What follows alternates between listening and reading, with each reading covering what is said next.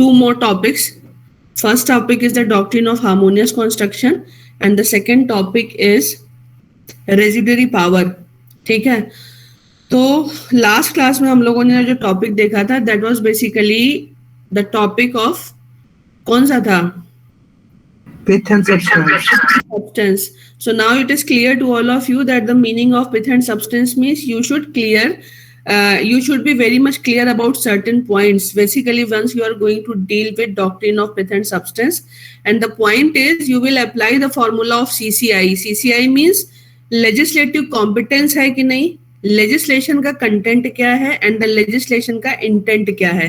तो competence, content and intent, these three things are very much important once you are going to apply the doctrine of pith and substance. तो मैंने एक चीज आपको बताई थी कि in the case of doctrine of pith and substance the state और the union has legislated over the subject matter of their respective list, but that is इंक्रोचिंग in the subject matter of the list of either the union or the state, whatever, and you just basically have to judge that whether that encroachment is incidental or that is intentional. So you will apply the formula of CCI जिसमें आप competence को check करोगे, आप जो है content को check करोगे कि legislation का content क्या है, and all above the most important thing is what is the intent of the legislation.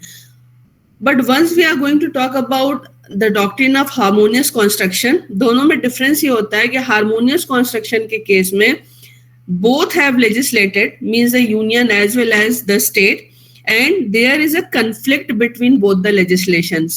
तो मैंने आप लोगों को बताया था when we were reading different provisions of the constitution, specifically when we were dealing with article 246. Article 246 begins with non-obstante clause. और non obstante clause का मतलब मैंने आपको बताया था कि non obstante clause means as per article 246 it is very much clear that in the case of inconsistency the union legislation is going to be prevail. पर मैंने आपको बताया था because the Indian constitution is federal in nature as per the interpretation of the judiciary, and I told you few other reasons also. So now it is very much clear that whenever there is any conflict between the legislation of the union and the legislation of a state, firstly you will apply the doctrine of harmonious construction. Once the harmonious construction is failed, then only in that circumstances you will apply the doctrine of non-obstante clause. तो simple सा इसमें एक चीज याद रखिएगा कि अगर union ने कोई लेजिस्लेशन बनाया, स्टेट ने कोई लेजिस्लेशन बनाया, तो उसमें भी पहले आपको देखना पड़ेगा, because again remember this thing, the important thing is कि whether actually there is some conflict और नॉट. तो कोई कन्फ्लिक्ट है कि नहीं, सबसे पहले आप ये डिसाइड करोगे, और ये डिसाइड करने के लिए आपको ये देखना पड़ेगा कि क्या दोनों ने अपने अपने एरिया में लेजिस्लेशन बनाया है क्या.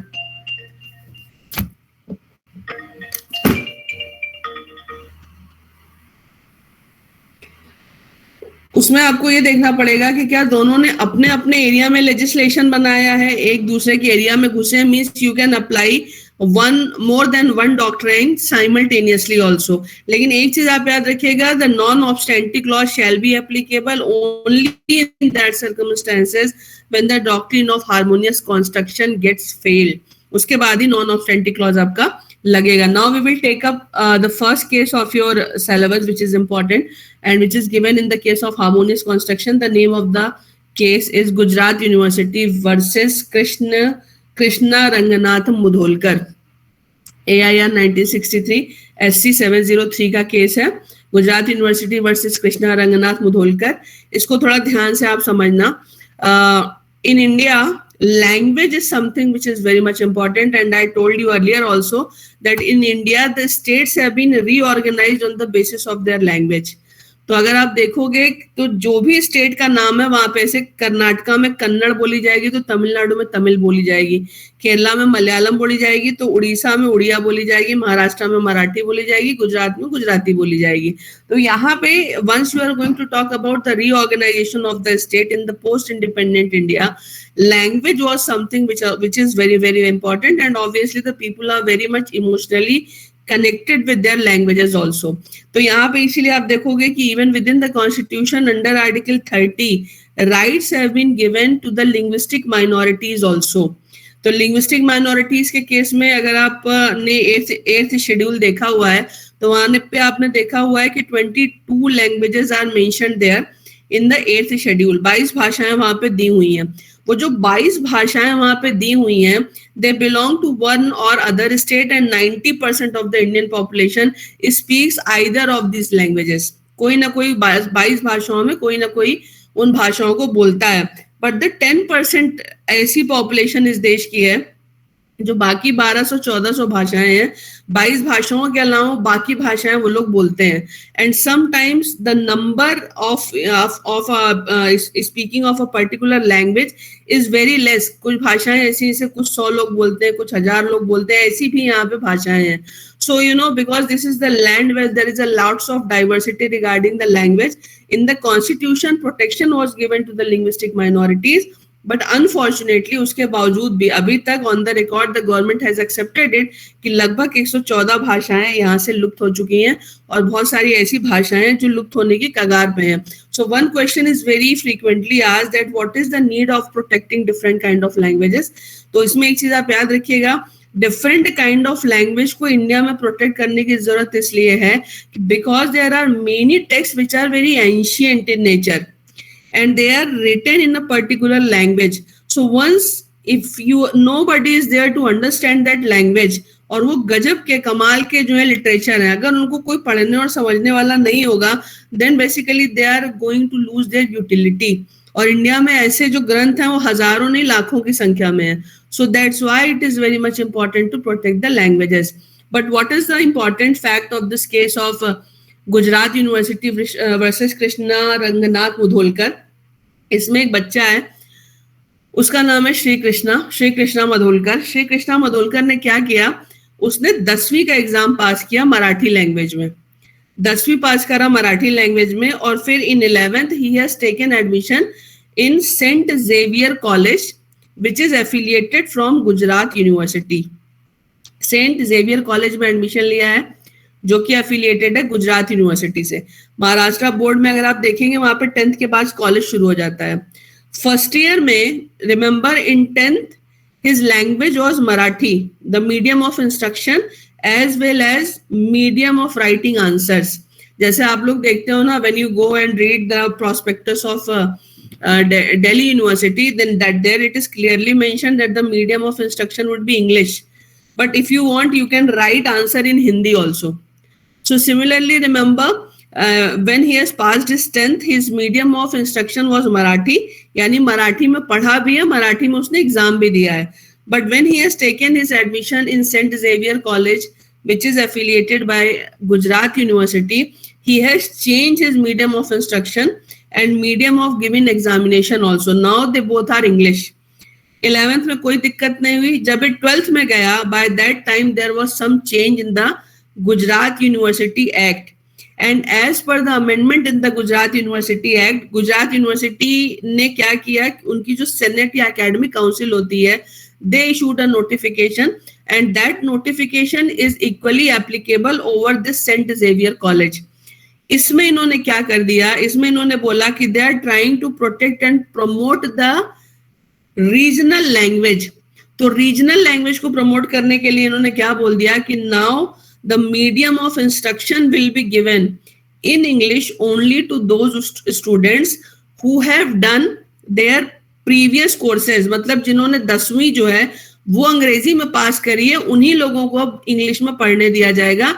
If they have not passed their 10th standard in English medium, then the medium of instruction is going to be either Gujarati or Hindi. तो उन्होंने बोला कि जिसने 10वीं का एग्जाम अंग्रेजी में नहीं दिया है वो अब अंग्रेजी में नहीं पढ़ सकता, मीडियम ऑफ इंस्ट्रक्शन भी इंग्लिश होगा और आंसर लिखना भी इंग्लिश में पड़ेगा. So this student he is not able to understand Gujarati properly. So he is well versed with English, he is well versed with Marathi, but he is not well versed with Gujarati. So obviously his performance is going to be affected. So what his father has done, his father has written a letter to the registrar of the university requesting him to grant, vice chancellor of the university requesting him to grant him permission to attend classes in the English medium and also permission for writing answer in English. So both the requests were rejected by the vice chancellor through the registrar. Then again he has put a request to the concerned authorities, and concerned authorities has permitted him that the medium of instruction will remain Gujarati, but if he wants he can give answer in English. तो एक उसको relaxation उन्होंने क्या दे दिया, उन्होंने relaxation ये दे दिया कि मीडियम ऑफ इंस्ट्रक्शन तो गुजराती ही रहेगा, but if you want you can write answers in Hindi, जैसे आप यहाँ इन इंग्लिश, जैसे आप यहाँ देखते हो कि medium of instruction ideally should be English, but you can write down your answers in Hindi also. So here there is a serious concern of this student, because obviously if the medium of instruction is not English and it is Gujarati, then he cannot understand whatever teacher is going to teach him. क्योंकि भाषा जो है that is something which is very much important, और जो भाषा उसको जब समझ में ही नहीं आ रही है तो फिर वो एग्जाम में क्या लिखेगा when he is not able to understand anything. So against this order of the university, the father, because he's a minor, the father of the this minor student, Mr. Krishna Ranganath Mudholkar, he has decided to file a petition before the High Court. High Court ने क्या किया? High Court has passed the order in the favor of the student. That's why in this case the appeal has been filed by the Gujarat University. Now the matter has been pending before the Gujarat University, and here in this case the Supreme Court has to decide that whether sudden medium of change can be done by the Gujarat University or not. एक चीज इसमें आप और याद रखिएगा, जब आप Constituent Assembly debate पढ़ते हैं, when India got independence, then there was a big question that what should be the language. Official language को लेकर के भी बात चल रही थी, और इस चीज को लेकर के भी बात चल रही थी कि what should be the medium of instruction in the universities. तो उसमें अगर आप डिबेट पढ़ते हो तो उसमें डॉक्टर अंबेडकर ने बोला कि it should be the Sanskrit language. Most of the members were not in the favour of English, लेकिन अंबेडकर ने संस्कृत बोला था क्योंकि संस्कृत एक पुरानी भाषा है जिससे हर कोई कनेक्ट करता है, और इंडिया का मेजॉरिटी ऑफ जो लिटरेचर था that was also available in Sanskrit. But Pandit Jawaharlal Nehru was not in the favour of Sanskrit language. Then at that point of time it was decided कि ये जो भाषा होगी वो अंग्रेजी होगी, लेकिन simultaneously they opined for one thing that the English should remain there for 10 years, और धीरे धीरे करके इसको फेज आउट किया जाएगा, यानी कि रीजनल लैंग्वेजेस को प्रमोट किया जाएगा.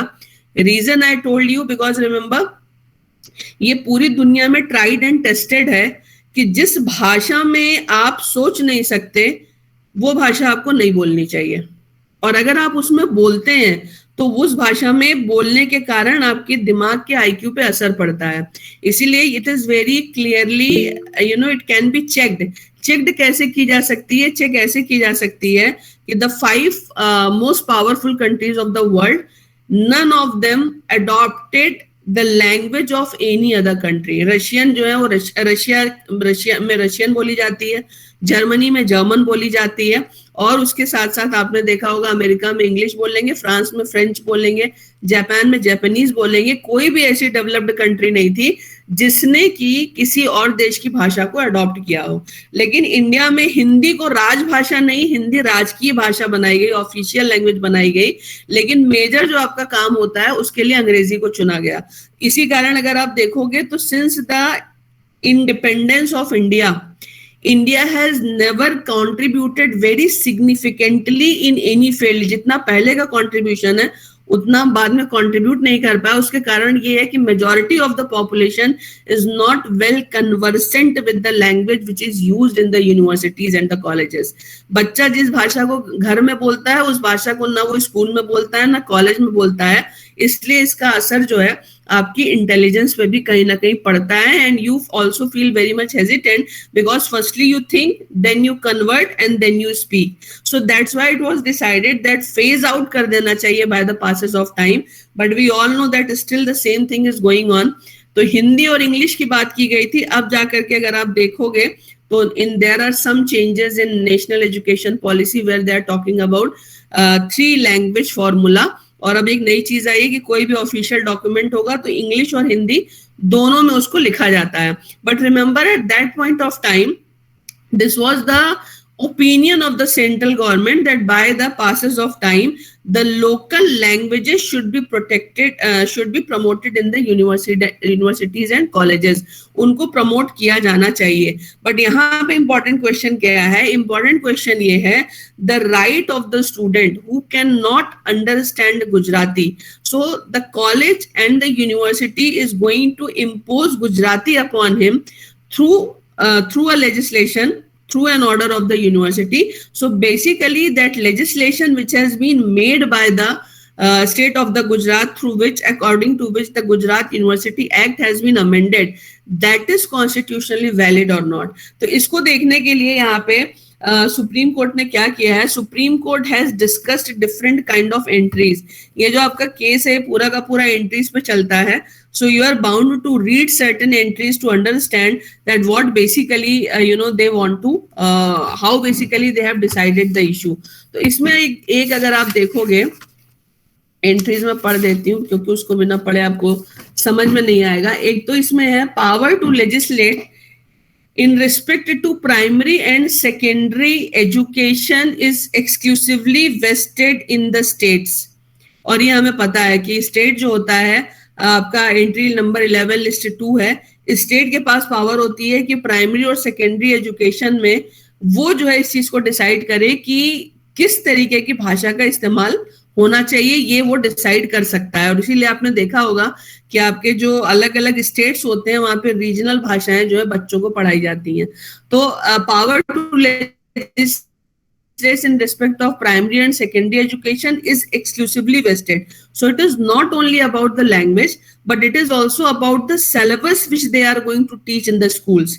इसीलिए आप लोगों ने देखा होगा कि इंडिया में एक ट्रेंड चलता है, एक सरकार आती है, एक सिलेबस लाती है, वो हटती है, दूसरी आती है, उस सिलेबस को चेंज कर लेती है, because it is exclusively in the domain of the state government that what syllabus they are going to prescribe and what language they are going to prescribe as a medium of instruction. इसके साथ ही साथ इसमें इन्होंने क्या किया है? इन्होंने ये किया है कि एक और एंट्री इसमें है. The name of the entry is entry number 66 of list 1. 66 of list 1 which says coordination and determination of standards in institutions of higher education. This is very much important. Entry 66 of list 1 means union list की बात कर रहे हैं. Coordination and determination of standards in institutions of higher education. फिर एक चीज और याद रखिएगा, जो एंट्री 11 लिस्ट 2 आप क्लियरली अगर पढ़ोगे तो इसमें लिखा हुआ है power to legislate in respect of education including universities subject to entry number 63 to 66 of list 1 and entry number 25 of list 3. तो यहाँ पे एक चीज आप याद रखो, जब आप एंट्री 11 लिस्ट 2 यानी स्टेट लिस्ट की बात करते हो तो यहाँ पे दो चीजें बताई जा रही हैं. Power to legislate in respect of education including universities. इसका मतलब एक चीज क्लियर है कि स्टेट्स के पास पावर है कि वो स्टेट यूनिवर्सिटीज से रिलेटेड सब्जेक्ट मैटर पे लॉ बना सकते हैं. It is very much clear according to entry 11 list 2. लेकिन इसमें एक प्रोविजो लगा हुआ है. And what that proviso says subject to entry number 63 to 66 of the list 1. इसको ध्यान से समझिएगा. Subject to 63 to 66 number entries of the list 1. और 66 list 1 क्या कहता है? 66 list 1 कहता है coordination and determination of standards of institutions of higher education. तो इसका मतलब ये है कि once the state is going to exercise its power related to the state universities, they can make any legislation, but that legislation will be subject to the legislation of the union, which the union is going to enact in the interest of the higher education. और इसमें एक precondition दी गई है, इसको अगर आप ध्यान से सुनोगे जो मैंने अभी पढ़ा, इसमें दिया गया है coordination and determination of standard. तो कोऑर्डिनेशन एंड डिटर्मिनेशन का मतलब होता है there should be a coordination between the union and state once they are going to work in the field of standard of the education. तो इसका मतलब है अगर स्टेट ऐसा कुछ करता है जो एजुकेशन के स्टैंडर्ड को बढ़ाता है तो वो यूनियन लिस्ट के इंक्रोचमेंट में नहीं माना जाएगा। स्टेट भी स्टैंडर्ड को बढ़ाने की बात कर रहा है, यूनियन भी स्टैंडर्ड को बढ़ाने की बात कर रहा है, लेकिन यहाँ पे एक बहुत इंपॉर्टेंट सवाल ये होता है कि once you are going to talk about the standard of education, what is the meaning of standard? Standard का मतलब क्या हुआ बेसिकली? तो स्टैंडर्ड ऑफ एजुकेशन की जब आप बात करते हो ना तो इसमें 2-3 चीजें आती हैं। पहला आपका आता है इंस्टीट्यूशन, लेकिन इंस्टीट्यूशन बिल्डिंग से नहीं बनता। इंस्टीट्यूशन को बनाने में जो लोग लगते हैं कई चीजों का कंट्रीब्यूशन होता है। The first thing is the quality of the teacher is very much important. The second is the quality of the student is very much important. And the third important thing is the syllabus which is going to be prescribed. Syllabus के साथ साथ important चीज ये होती है कि whether quality books are available in those subjects which are going to be offered in that university or college or not. जैसे आप लोगों ने देखा होगा, आप में से बहुत सारे लोग जब यूपीएससी की तैयारी करते हो तो आपको एक दिक्कत आती है। Suppose you belong to the Hindi medium belt, right? तो जब आप यहाँ पे आते हो या जब हम लोग सारे लोग जब भी हम लोग पढ़ते थे या जब आज आप लोग पढ़ रहे हो तो उसमें आपको हमेशा एक कमी दिखेगी, good books are not available in Hindi language. ठीक है ना? तो आपको झक मार के या तो अपने मीडियम को चेंज करना पड़ता है, और अगर if you are not able to change your medium in suppose in UPSC, then definitely you are going to face certain disadvantages. Suppose whenever you are going to write your mains, तो आपको वहां पे उसका खामियाजा भुगतना पड़ता है। तो इसका मतलब क्या है कि स्टैंडर्ड में टेक्स्ट बुक बहुत इंपॉर्टेंट है, टीचर बहुत इंपॉर्टेंट है, सिलेबस बहुत इंपॉर्टेंट है, स्टूडेंट बहुत इंपॉर्टेंट है, और मोस्ट इंपॉर्टेंट चीज जो होती है, वो सबसे बड़ी जो जरूरत होती है वो होती है communication skill of the teacher. Means the not only the way the teacher is going to speak, but also the language which the teacher is going to use for the purpose of communication. जैसे आपकी advocacy होती है, आपकी teaching होती है, ये सारा communication और कन्विंसिंग स्किल आपकी कितनी अच्छी है, उसी से पता चलता है कि आप कितने अच्छे एडवोकेट है, कितने अच्छे टीचर हो। तो your communication skill and your convincing skill, that should be extraordinary if you want to be extraordinary advocate. That is something which is very much important. लेकिन उसमें एक important चीज क्या important है? The language which the teacher is using, that is going to be exactly perceived in the same sense by the students also. यानी अगर teacher की भाषा बच्चों को समझ में नहीं आ रही है तो फिर obviously the standard of the student cannot be enhanced. तो यहाँ पे आपने 2 चीजें देखी। पहली चीज आपने देखा सेंट्रल गवर्नमेंट यूनिवर्सिटी से रिलेटेड लेजिस्लेशन बना सकती है, and there are several central universities, we are aware about that, like Delhi university. State universities बना सकती है, there are several state universities and we are aware about that.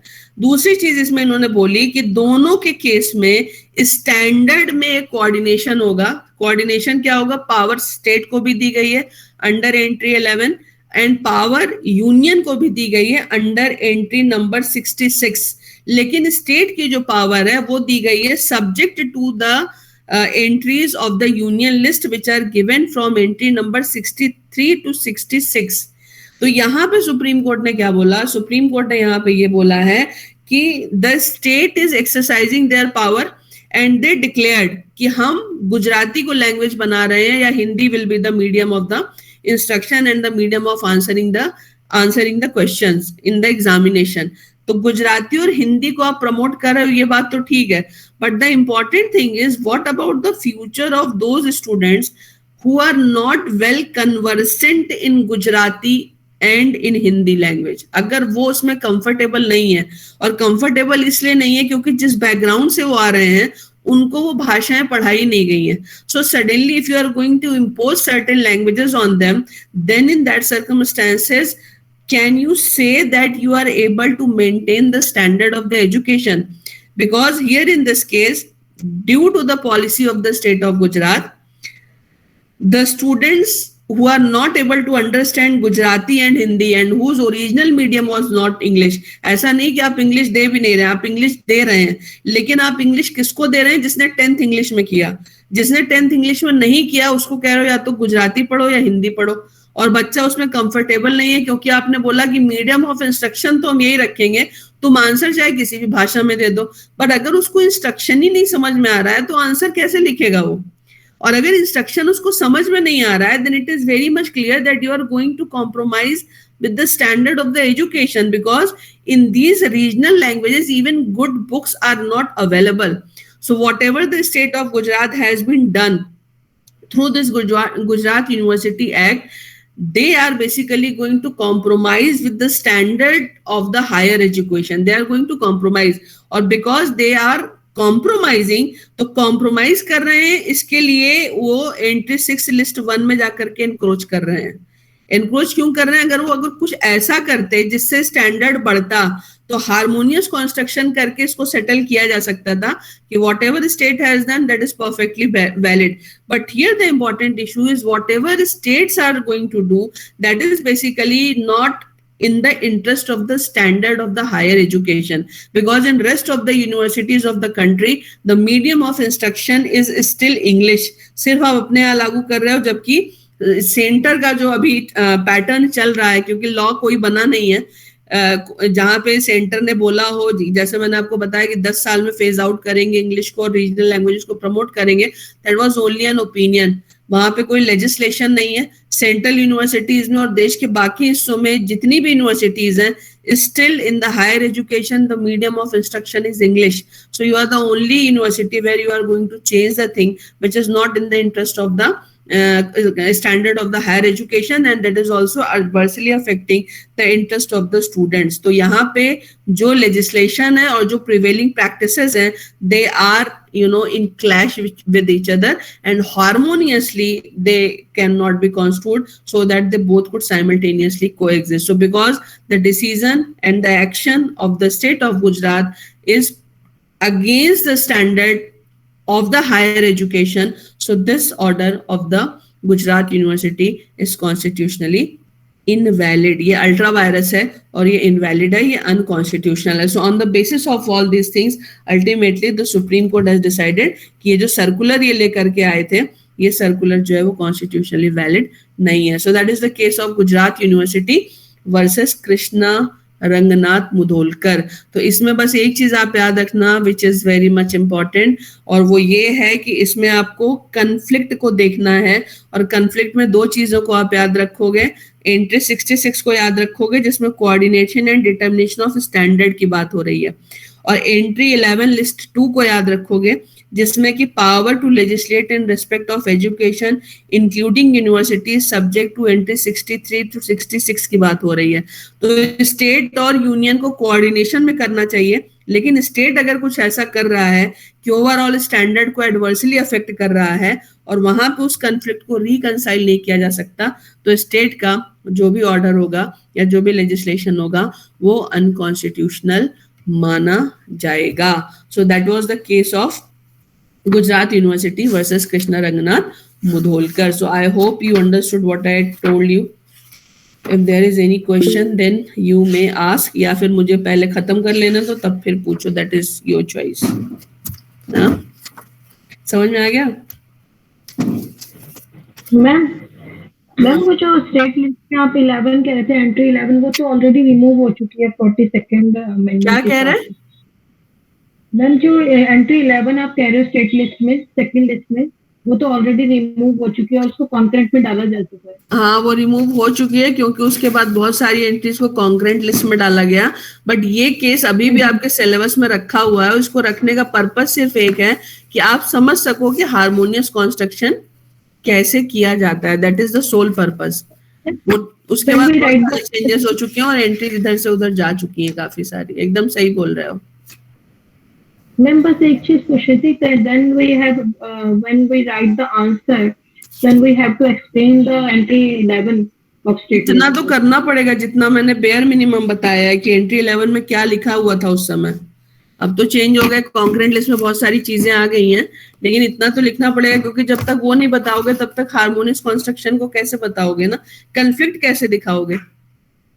Ji ma'am. Harmonious construction के लिए conflict दिखाना पड़ेगा ना,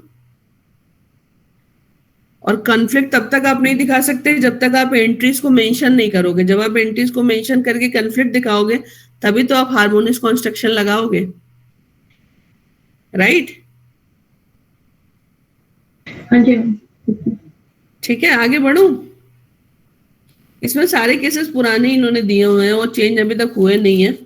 Anyways, let's see the next case. The next case is INRI CP and bearer sales of motor spirit and lubricants taxation act 1938. Federal court का judgement है AIR 1939 का judgement है ये. INRI CP and bearer sales of motor spirit and lubricants taxation act 1938. इसको जरा देखना, इसमें भी अब इस केस को इसमें रखने का कोई मतलब नहीं है, लेकिन इसको रखा हुआ है इसलिए मैं बता दे रही आपको, क्योंकि अब इसमें कोई इशू नहीं है. पहले जिस इशू को लेकर के ये आया था वो मैं आपको बता देती हूँ. इसको भी जरा, ये भी एंट्री का है, क्योंकि हार्मोनियस कंस्ट्रक्शन में हमेशा entries place very important role. Federal list, जिसको कि आज की तारीख में यूनियन लिस्ट कहते हैं, there is a entry and the number of the entry is entry 45. Entry 45 क्या कहती है?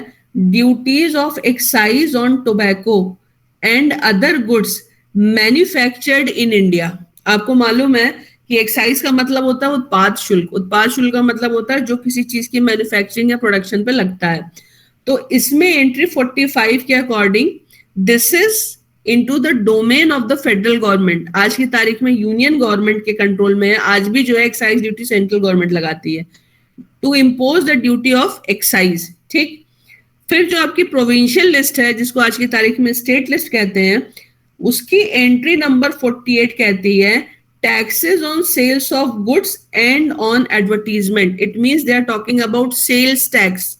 So it is very much clear as per the entries which are given in the Government of India Act 1935. The Government of India Act 1935 के हिसाब से लिया गया है that the federal government can impose excise duty and the state government can impose sales tax. Sales tax लगा सकती है. अब इसमें इन्होंने किया क्या? स्टेट गवर्नमेंट ने एक लेजिस्लेशन लेकर के आए और उस लेजिस्लेशन के थ्रू इन्होंने क्या किया है? प्रोविंशियल एक्ट का सेक्शन 3 सब क्लॉज 1, जिसमें इन्होंने क्या किया, स्पिरिट के जो सेल्स के रिटेलर्स थे उस पे इन्होंने टैक्स को बढ़ा दिया है.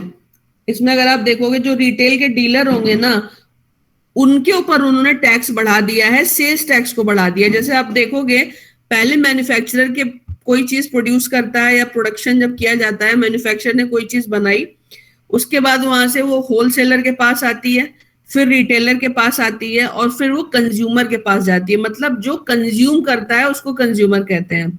और इसमें एक चीज आप और देखोगे कि प्रोड्यूसर या मैन्युफैक्चरर से रिटेलर से होते हुए जब कंज्यूमर के पास कोई चीज पहुंचती है तो consumer is basically the end user. तो एक चीज क्या होता है, मैन्युफैक्चरर ने कोई चीज मैन्युफैक्चर की, उस पर एक्साइज ड्यूटी लगी, फिर वो रिटेलर के होलसेलर के पास आई, वहां से रिटेलर के पास आई. अब यहाँ जितने भी लेवल पे जो भी टैक्सेस लगते जा रहे हैं ना, अल्टीमेटली वो सारे टैक्सेस आपके कंज्यूमर से वसूले जाते हैं, क्योंकि उसमें हर बार आपके प्रॉफिट और टैक्स दोनों ऐड होता जाएगा और उसके बाद हो जाएगा कंज्यूमर के पास. वो सारा जो टैक्स होता है वो कंज्यूमर पे करता है. यहाँ पे क्या किया गया है, section 3 sub clause 1 of the provinces and Berar sales of motor spirit lubricant taxation act 1938 के थ्रू प्रोविंशियल गवर्नमेंट ने सेल्स टैक्स मोटर स्पिरिट पे 5% की रेट से बढ़ा दिया है.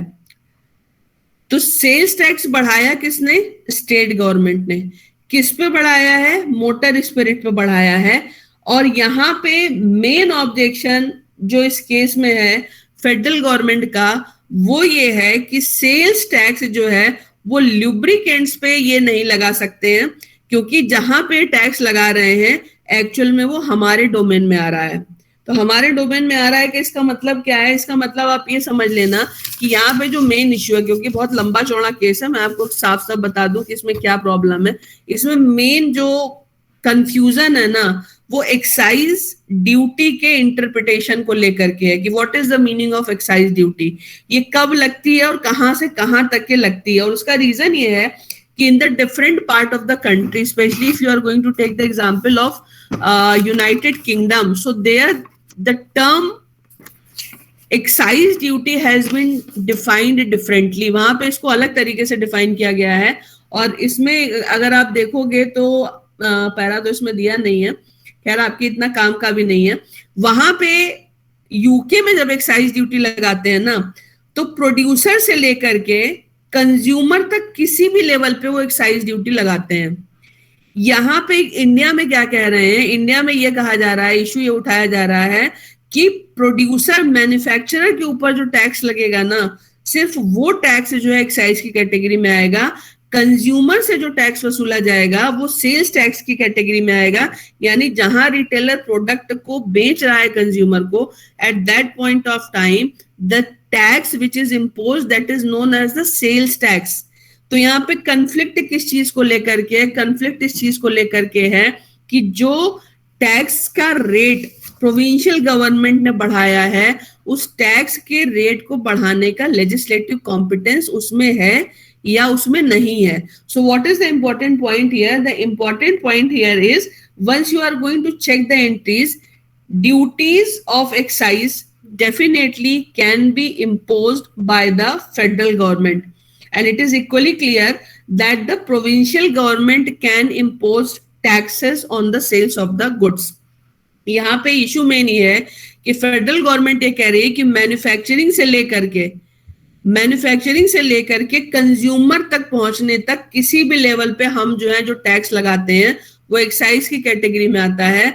तो जो टैक्स यहाँ पे स्टेट गवर्नमेंट ने लगाया है, जिसको कि वो सेल्स टैक्स कह रही है, एक्चुअल में वो सेल्स टैक्स नहीं है, वो एक्साइज टैक्स है. अब यहाँ पे सारा का सारा इसका मतलब अगर आप पूरा का पूरा डिबेट देखोगे, हालांकि आज हमें मालूम है कि there is no reason to discuss this thing because it is very much clear that what is excise duty and what is the sales tax. तो प्रोडक्शन में आपको एक चीज मालूम है, you are going to produce something, you are going to manufacture something, और manufacturing में आप क्या करते हो, आप कोई वैल्यू एडिशन करते हो, फैक्ट्री के अंदर उसको प्रोड्यूस करते हो और एक तैयार माल को आप बाहर निकालते हो. तो फैक्ट्री के अंदर जितनी चीजें मैन्युफैक्चरर होती हैं या जो भी चीज आप मैन्युफैक्चर कर रहे हो, उसमें जो भी वैल्यू एडिशन करके, उसमें वैल्यू एडिशन जब होता है तभी उसका प्राइस भी इंक्रीज होता है. तो फैक्ट्री के अंदर जहां पे मैन्युफैक्चरिंग हो रही है वहीं तक आपकी एक्साइज ड्यूटी लगती है. जब वो प्रोडक्ट तैयार होने के बाद बाहर निकल गया और रिटेलर से होते हुए वो कंज्यूमर के हाथ में चला गया, तो आगे रिटेलर से लेकर के कंज्यूमर तक आप एक्साइज टैक्स नहीं लगाते. तो यहाँ पे जो ये फेडरल कोर्ट है, इन्होंने इसी को एक्सप्लेन किया है और इन्होंने बोला है कि the way the excise tax has been interpreted in the different part of the world like UK, in the same manner it can not be explained in India. तो इंडिया में इन्होंने इसका एक नया वो दिया है, नया क्या, अब तो खैर ये यूनिवर्सल हो चुका है, जहां पे इन्होंने सिर्फ ये बताया है कि जहां पे मैन्युफैक्चरिंग हो रही है फैक्ट्री के अंदर तक, वहीं तक आप एक्साइज ड्यूटी लगाओगे. जब प्रोडक्ट रिटेलर से होकर कंज्यूमर के हाथ में चला जाता है, जो टैक्स लगता है उसको सेल्स टैक्स कहते हैं. तो आइडियली यहाँ पे हमें ये देखना है सबसे पहले कि the legislation which has been made by the, और the tax which has been made, which has been imposed by the federal government, whether that could be imposed by them or not, the tax which is going to be imposed by the state, whether they were constitutionally in the position to impose that tax or not. Third important thing is ki whether actually there is some conflict, and if that conflict is there, then that conflict can be harmoniously resolved or not. तो यहाँ पे ये देखना था कि state ने जो जो एक्साइज ड्यूटी है वो यूनियन में कहाँ तक इंटरप्रेट होगी, स्टेट का जो सेल्स टैक्स है वो स्टेट लेजिस्लेशन में कहाँ तक इंटरप्रेट होगा. अगर दोनों अपने अपने डोमेन में सही है, then ideally there is no conflict and there is no need of apply the doctrine of harmonious construction. But if there is a conflict, then in that circumstances definitely the doctrine of harmonious construction can be applied. तो यहाँ पे इन्होंने analysis के बाद ये बोला ultimately कि factory जब मैन्युफैक्चरिंग किसी चीज की हो गई उसके बाद आप एक्साइज टैक्स नहीं लगा सकते.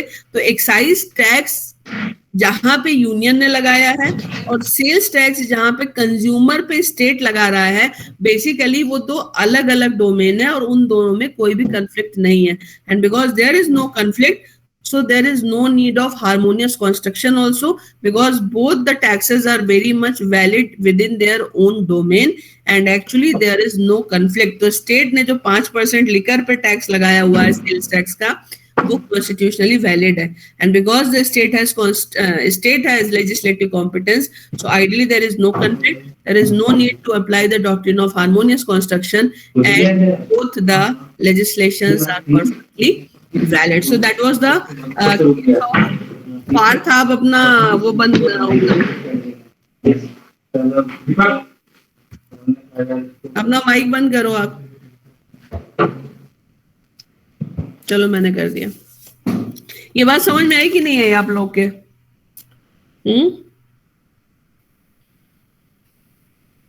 Yes ma'am.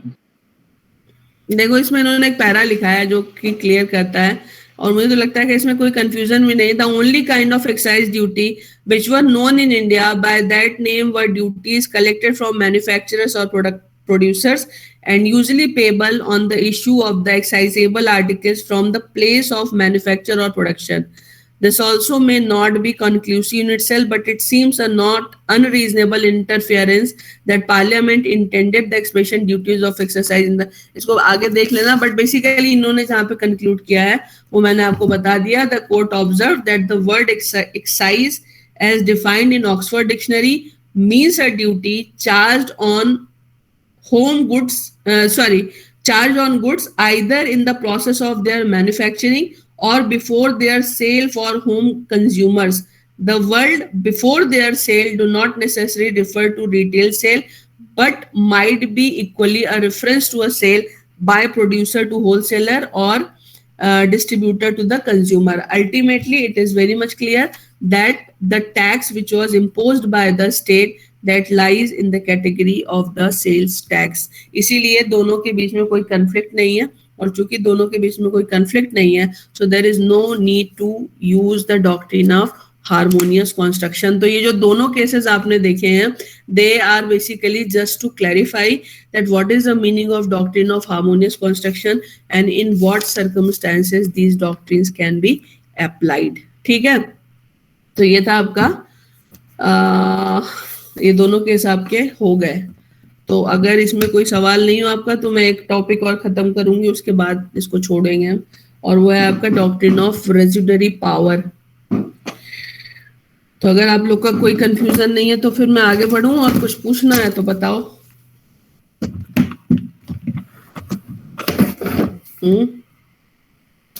ये केस बहुत इंपॉर्टेंट है अब जो मैं आपको बताने जा रही हूँ.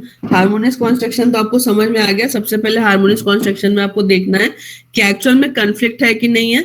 अगर कन्फ्लिक्ट है तो क्या हार्मोनियसली रिजॉल्व हो सकता है?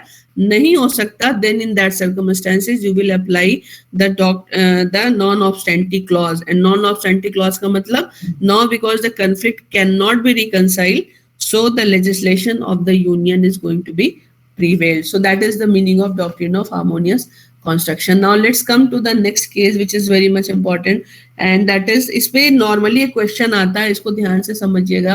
The name of the case is Union of India versus H.S. Dhillon, and this is basically related with the residuary power से related है. ये residuary power से related है. इसमें entries important है, आपका मन करे तो आप इसको लिखते जाना, अदरवाइज मैं आगे बताऊंगी तो आपको समझ में नहीं आएगा. इसमें कुछ एंट्रीज है, आप देखना. इसमें एंट्री नंबर 86 लिस्ट 1, ये सारे टैक्स से रिलेटेड मैटर है. एंट्री नंबर 86 ये article 248 read with entry 97 list 1 का केस है. This is very important case. Union of India versus HS. Dhillon AIR 1972 SC 106. Entry 86 list 1 क्या कहता है? Taxes on capital values of assets. अब assets में क्या क्या चीजें आएंगी, that is a very important thing. But what it says, taxes on capital value of assets exclusive of agricultural land. इसका मतलब यूनियन जो है वो एसेट्स की कैपिटल वैल्यू पर टैक्स लगा सकता है, लेकिन उसमें एग्रीकल्चरल लैंड इंक्लूडेड नहीं होगी. That is entry 86 list 1. इसका मतलब एक तरीके से आप ये कह सकते हो कि ये कह रहा है कि यूनियन जो है वो एग्रीकल्चर लैंड पे टैक्स नहीं लगा सकता. That is the meaning. The second is entry 49 list 2, taxes on lands and buildings. Taxes on lands and building ये स्टेट लिस्ट का सब्जेक्ट मैटर है. फिर आता है आपका entry 46 list 2, taxes on agricultural income. दो चीजें याद रखिएगा, एग्रीकल्चर लैंड एक चीज होती है, एग्रीकल्चर इनकम एक दूसरी चीज होती है. एग्रीकल्चर इनकम का मतलब उस लैंड से जो आप इनकम जनरेट कर रहे हो. अगर आप खेती कर रहे हो, कुछ बेच रहे हो, कितना पैसा आप उससे कमा रहे हो, that is the agriculture income. So remember entry 46 list 2 यानी स्टेट लिस्ट जो है वो एग्रीकल्चर इनकम पे टैक्स लगाने की पावर स्टेट को देता है. ठीक है. और साथ ही साथ यहाँ पे एक और एंट्री है, the name of the entry is entry 42 of list 3, acquisition and requisition of property. इतनी रेलेवेंट यहाँ पे नहीं, but because it has been discuss so I am going to tell you. तो दो चीजें आपने देखी इंपॉर्टेंट यहाँ पे है. Entry 86 list 1 gives union to impose tax on assets but not on agricultural lands. Entry 49 list 2 state list है, gives power to the state to impose tax on lands and buildings. Entry 46 list 2, it gives power to the state to impose tax on agricultural income. अब यहाँ पे क्या हुआ है, इसमें सारा dispute क्या है. डिस्प्यूट यहाँ पे ये है कि सेंट्रल गवर्नमेंट ने फाइनेंस एक्ट 1969 के through they have amended the wealth tax act 1957. So what basically the union government has done? The union government has amended the Wealth Tax Act 1957.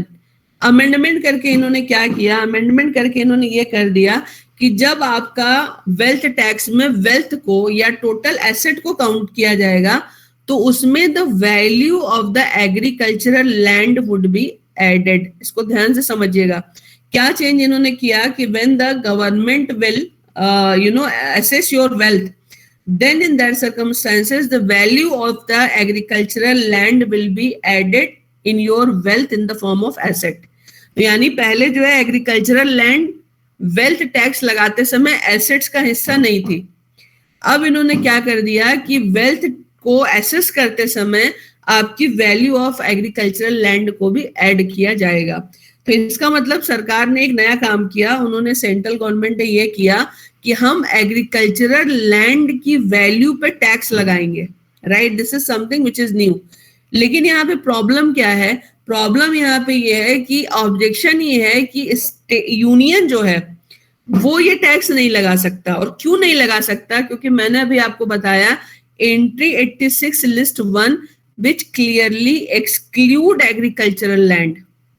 तो अगर entry 86 list 1 of the constitution is saying that the taxes on capital values of assets can be imposed but that cannot include agricultural land, then how under the Wealth Tax Act 1957 the government can include agricultural land into the while imposing the wealth tax while calculating the total number of assets, total assets. तो कैसे आप वहां पे मेरी ये fact आपको समझ में आया कि नहीं आया जो मैंने बताया?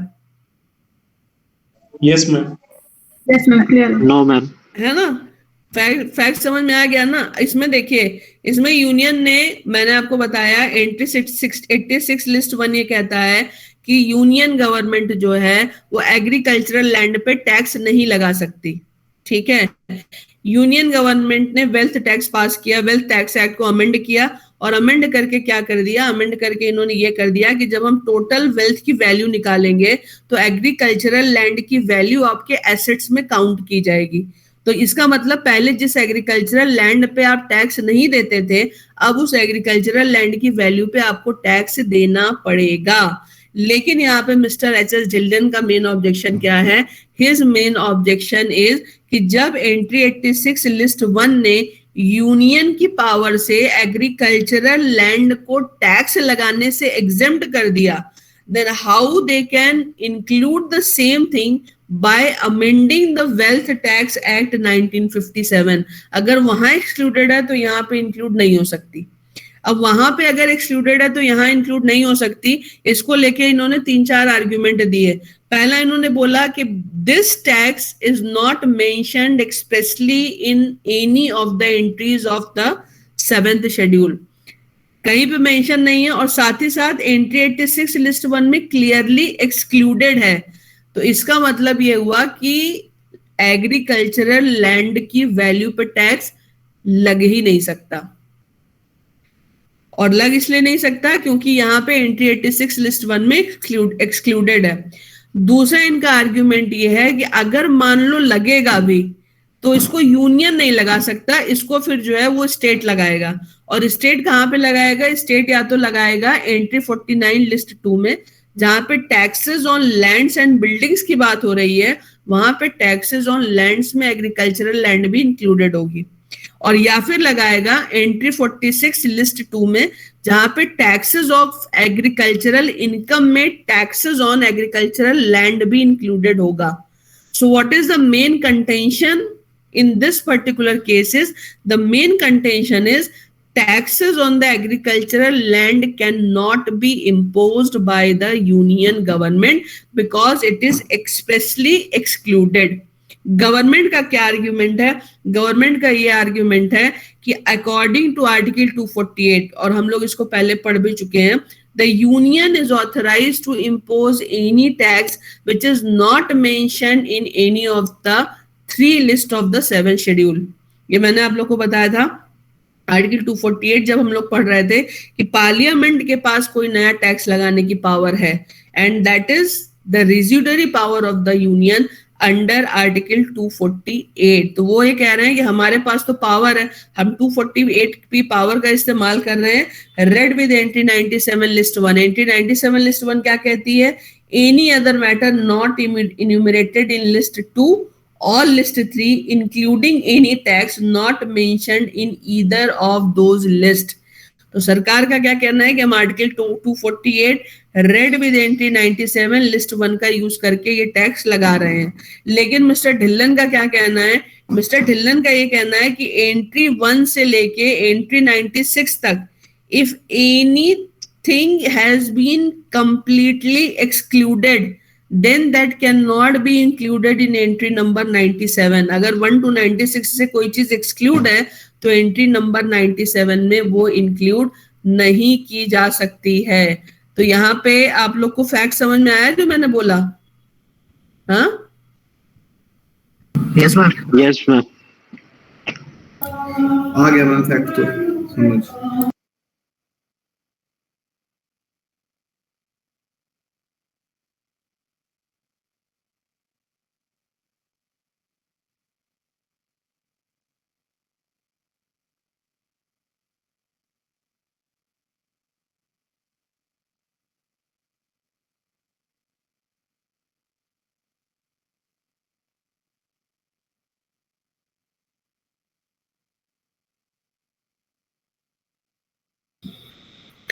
तो यहाँ पे अब मेन क्वेश्चन ये हो गया कि जो एंट्री एक्सक्लूड की गई 1 से 96 में, वो 97 में इंक्लूड हो सकती है कि नहीं हो सकती.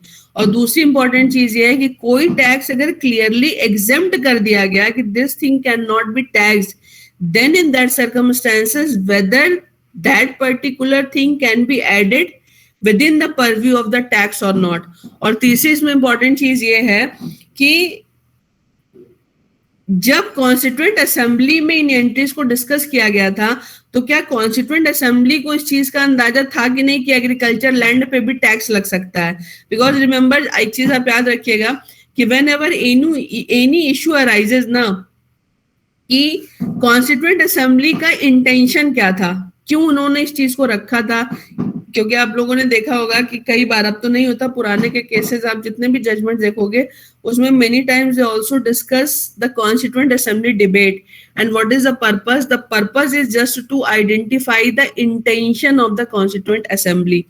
तो यहाँ पे जब आप इस जजमेंट को पढ़ते हो, जजमेंट बहुत अच्छा है, बहुत ही समझदारी से दिया गया जजमेंट है, और बहुत वेल रेड जजमेंट है ये, मतलब वेल रिसर्च जजमेंट है। तो इसमें एक चीज आप देखोगे, जब आप इसको पढ़ते हो तो इसमें सरदार हुकुम सिंह का एक स्टेटमेंट है, और उन्होंने ये बोला, जब संविधान बन रहा था तो संविधान बनाते समय सबसे पहले यूनियन लिस्ट, स्टेट लिस्ट और कॉन्करेंट लिस्ट की एंट्रीज बनाई गई। जब यूनियन लिस्ट में 1 to 96 नंबर एंट्री बन गई तो फिर एंट्री 97 को लास्ट में डाला गया। जब एंट्री 97 को लास्ट में डाला गया तो उसमें मिस्टर हुकुम सिंह, जो सरदार हुकुम सिंह जी थे, उन्होंने एक ऑब्जेक्शन ये उठाया, कि एंट्री 97 में जब आपने लिख दिया कि जो कुछ भी स्टेट लिस्ट और कॉन्करेंट लिस्ट में नहीं है वो सब कुछ यूनियन लिस्ट में इंक्लूडेड होगा, तो फिर एंट्री 1 to 96 को डिलीट क्यों नहीं कर दिया जाता? What is the utility of having the entries from entry number 1 to entry number 96? क्योंकि 97 में तो आपने सब कुछ को इंक्लूड कर दिया ना, तो 1 to 96 को क्यों ना डिलीट कर दिया जाए? फिर आप इसमें एक पढ़ते हो मिस्टर नजीरुद्दीन अहमद का, और शिबमन लाल सक्सेना ने भी इसमें यही चीजें बोली हैं कि when list 1 was prepared in advance and entry 91, जिसको कि अब एंट्री नंबर 97 कहते हैं, was inserted by way of afterthought. So as soon as entry number 91 was accepted, the drafting should be altered accordingly, and there is no need to keep the entries which are mentioned from entry number 1 to entry number 90. यानी 1 से लेकर 90 तक की original constitution में, और आज के हिसाब से अगर उनकी नंबरिंग आप देखते हो तो आता है 1 से लेकर 96 को अब रखने की कोई जरूरत नहीं है। तो यहाँ पे डॉक्टर अम्बेडकर ने एक बड़ी इंपॉर्टेंट चीज बोली है। उन्होंने बोला, जैसे आप लोगों ने देखा होगा कि जब हम लोग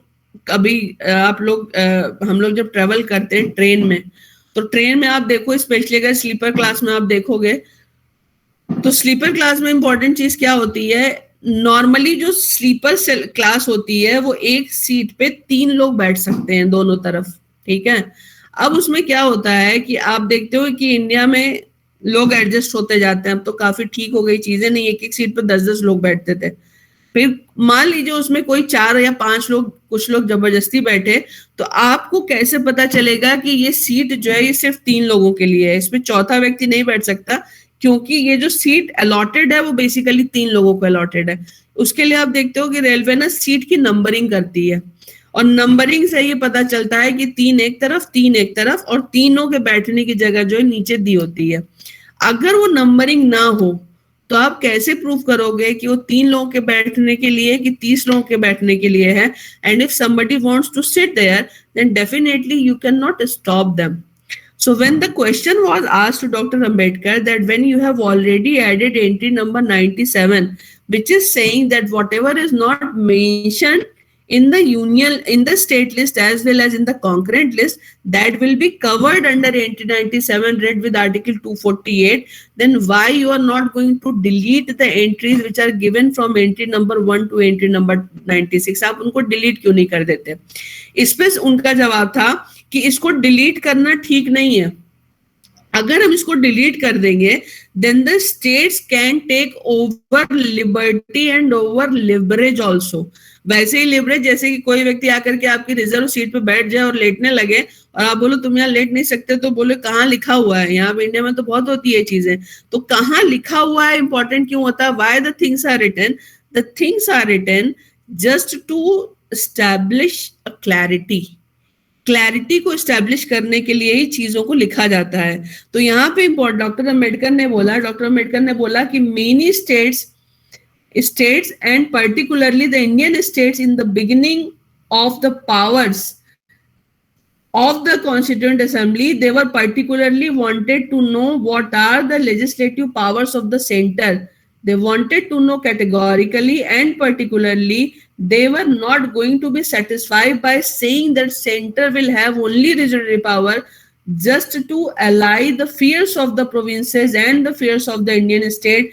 We had to particularize what is included in the symbolic phrase residuary power, and for that purpose he said that these entries should be there. तो उन्होंने बोला कि 1 से 96 को, 97 को बाद में भले इंक्लूड किया गया, but 97 को बाद में इंक्लूड करके भी there is no need to delete or repeal the entries which are mentioned from entry number 1 to entry number 96, और इनको रिपील करने की जरूरत इसलिए नहीं है because they establish a clarity in the mind of the legislatures of the state that what is their limitation, उनकी limitation क्या है, and in the case of conflict the things can be solved in a more efficient manner if these entries remain there in the union list from entry number 1 to entry number 96.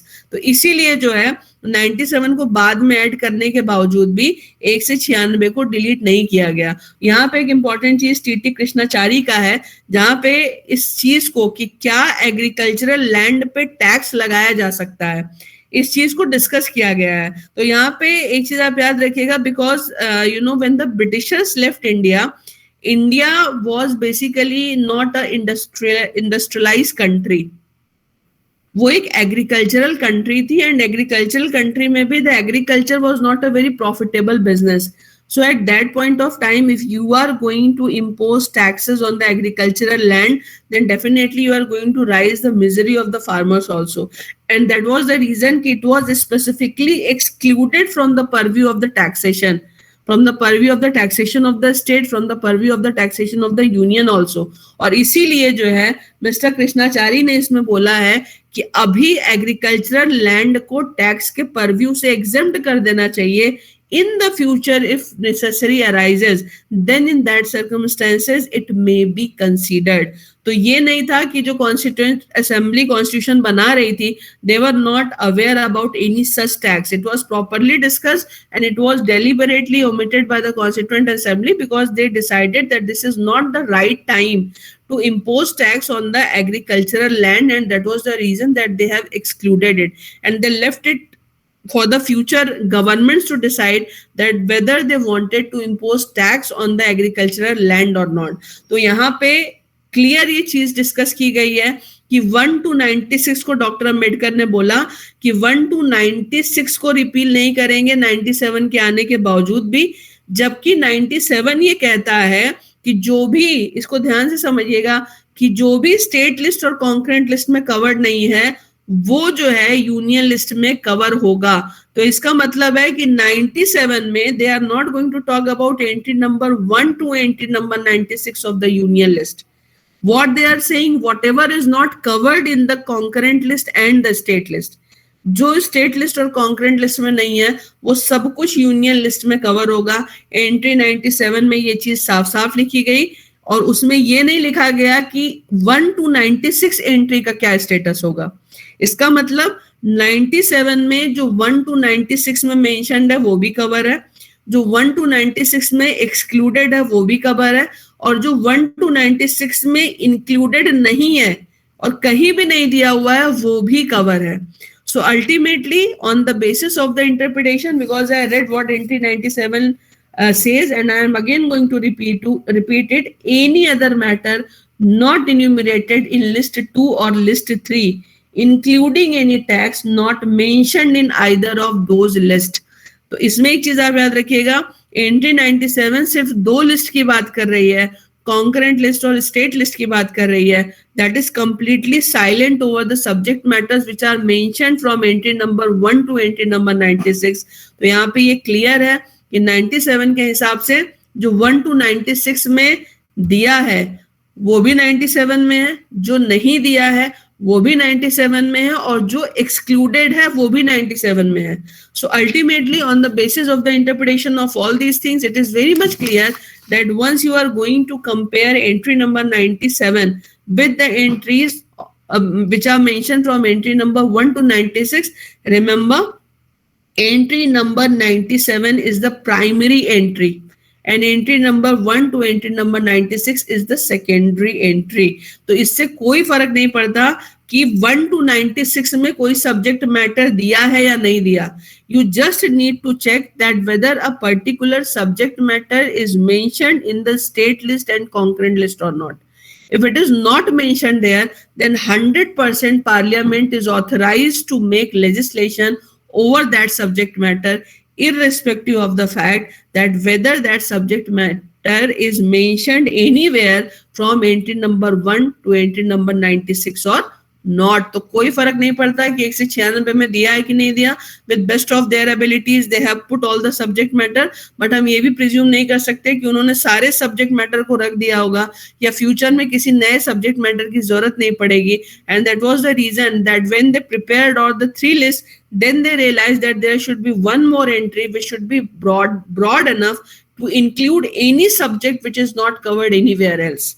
तो बस आप इतना याद रखना कि 1 to 97 में 97 is the primary entry and 1 to 96 is the secondary entry. Secondary entry का मतलब है कि 1 to 96 में क्या दिया है इससे कोई फर्क नहीं पड़ता. If you want to check the legislative competence of the parliament, you just need to check the concurrent list and the state list. If the subject matter is not mentioned there, then 100% concurrent list में तो parliament allowed है ही है undoubtedly. So basically you need to check the state list. If the subject matter is not there, then definitely the parliament is allowed to legislate over the subject matter in those circumstances also when that particular subject is expressly excluded in any entry prescribed from entry number 1 to entry number 96. So that is the case of Dhillon, and I think it is clear to all of you what basically I am trying to tell you. But still, if there is any confusion, then you may ask a question.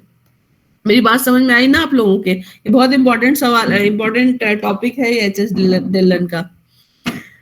कुछ पूछना हो तो पूछ लो आप लोग.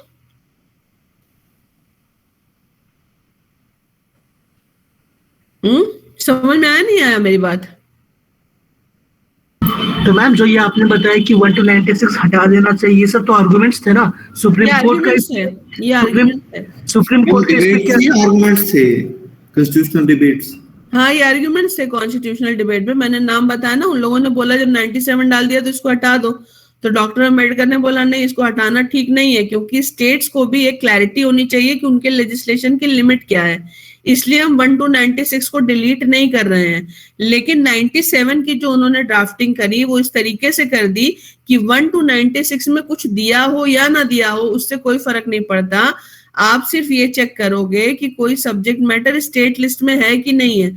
अगर नहीं है तो उस पे 100% पार्लियामेंट लेजिस्लेशन के लिए अलाउड है, उस कंडीशन में भी जब उस सब्जेक्ट मैटर को एक्सप्रेसली 1 to 96 में एक्सक्लूड कर दिया गया हो. जैसे यहाँ पे आपने देखा एग्रीकल्चरल लैंड पे टैक्स नहीं लगेगा, इसको एक्सक्लूड किया गया है यूनियन लिस्ट में, जो मैंने आपको एंट्री बताई एंट्री नंबर 86 में.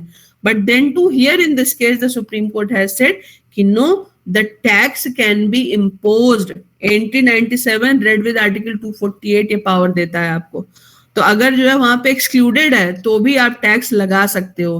तो पार्लियामेंट की लेजिस्लेटिव कॉम्पिटेंस को चेक करने का सिर्फ एक क्राइटेरिया है कि आप देख लो स्टेट उस पे लेजिस्लेशन स्टेट लिस्ट में सब्जेक्ट मैटर है कि नहीं. अगर नहीं है तो यूनियन 100% लॉ बनाएगा. मेरी बात समझ में आ गई ना मैम? तो फिर वही बात हो गई ना कि एंट्री 1 to एंट्री 96 का मतलब ही नहीं है. हाँ, नहीं है. सुप्रीम कोर्ट ने इस वेव को मतलब एक्सेप्ट किया काइंड ऑफ. हाँ, इन अ वे डेफिनेटली दे. वही जो मैंने तुम लोग को बताया ना कि रेलवे में सीट पे नंबरिंग क्यों की जाती है 1 2 3, बताने के लिए कि इस पे 3 ही लोग बैठेंगे. तो just to establish the clarity, क्योंकि अगर कुछ सब्जेक्ट मैटर उसमें मेंशन नहीं करोगे तो स्टेट फैल जाएगा कि कहाँ लिखा हुआ है. तो वो लिमिटेशन के लिए वो सब्जेक्ट मैटर वहां पे रखे गए ताकि स्टेट को उसकी बाउंड्री पता चले कि उसको कहाँ तक जाना है. You got your answer? So just to establish more and more clarity between the legislative power of the state and the union. Finally, this act was upheld, right, ma'am? It was upheld. It was a constitutionality of the legislative competence. Yes, it was upheld. Any other question?